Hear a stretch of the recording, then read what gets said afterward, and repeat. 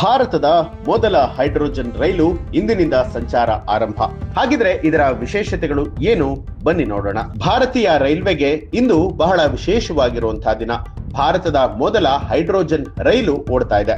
ಹೌದು, ಈ ರೈಲು ಜಿಂದ್ ಸೋನಿಪತ್ ಮಾರ್ಗದಲ್ಲಿ ಚಲಿಸುವಂತದ್ದು. ಈ ಮಾರ್ಗದ ಉದ್ದ 89 ಕಿಲೋಮೀಟರ್.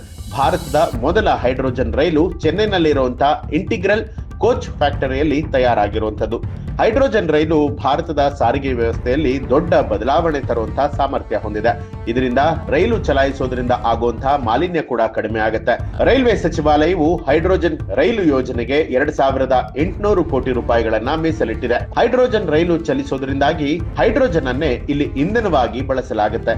ಹೈಡ್ರೋಜನ್ ಉರಿಯೋದ್ರಿಂದ ನೀರು ಉತ್ಪತ್ತಿಯಾಗುತ್ತೆ. ಈ ರೀತಿ ಈ ರೈಲು ಶುದ್ಧ ಶಕ್ತಿಯಿಂದ ಚಲಿಸುತ್ತೆ. ಇದರಿಂದ ಶೂನ್ಯ ಇಂಗಾಲದ ಡೈಆಕ್ಸೈಡ್ ಹೊರಸೂಸುವಿಕೆಯ ಗುರಿಯನ್ನ ತಲುಪೋದಕ್ಕೆ ಸಹಾಯ ಆಗುತ್ತೆ. ಭಾರತವು ಜಗತ್ತಿನಲ್ಲಿ ಅತಿ ಹೆಚ್ಚು ಸಾಮರ್ಥ್ಯದ ಹೈಡ್ರೋಜನ್ ನಿಂದ ಚಲಿಸುವಂತಹ ರೈಲು ಇಂಜಿನ್ ಅನ್ನ ಅಭಿವೃದ್ಧಿಪಡಿಸಿದೆ.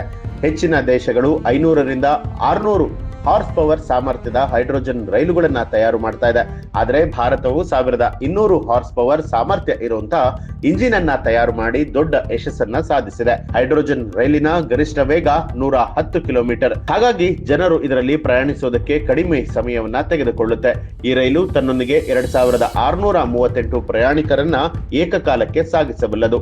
ಹೈಡ್ರೋಜನ್ ರೈಲಿನ ಇಂಜಿನ್ 1200 HP ಶಕ್ತಿಯನ್ನ ಉತ್ಪಾದಿಸುತ್ತೆ.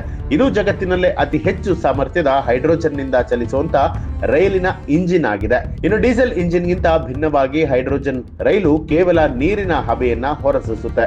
ಇದರಿಂದ ಯಾವುದೇ ರೀತಿಯಾದಂತ ಮಾಲಿನ್ಯ ಕೂಡ ಉಂಟಾಗೋದಿಲ್ಲ.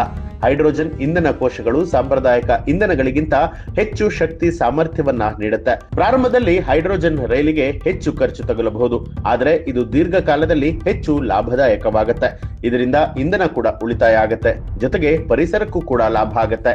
ಹೈಡ್ರೋಜನ್ ರೈಲುಗಳು ಹೆಚ್ಚು ಶಾಂತವಾಗಿ ಚಲಿಸುತ್ತೆ. ಇದರಿಂದ ಪ್ರಯಾಣಿಕರಿಗೆ ಸಾಕಷ್ಟು ಅನುಕೂಲ ಆಗತ್ತೆ ಅಂತಲೂ ಕೂಡ ಹೇಳಬಹುದು. ಈ ಒಂದು ಮಾಹಿತಿ ತಮಗೆ ಇಷ್ಟ ಆಗಿದ್ರೆ ಏನನ್ಸುತ್ತೆ ಅನ್ನೋದನ್ನ ಕಮೆಂಟ್ ಮಾಡಿ ತಿಳಿಸಿ. ಹಾಗೆ ಯಾರೆಲ್ಲ ಇನ್ನೂ ಕೂಡ ನಮ್ಮ ಚಾನೆಲ್ ಅನ್ನ ಸಬ್ಸ್ಕ್ರೈಬ್ ಮಾಡಿಲ್ಲ, ತಪ್ಪದೇ ಸಬ್ಸ್ಕ್ರೈಬ್ ಮಾಡಿ, ಬೆಲ್ ಐಕಾನ್ ಒತ್ತಿ.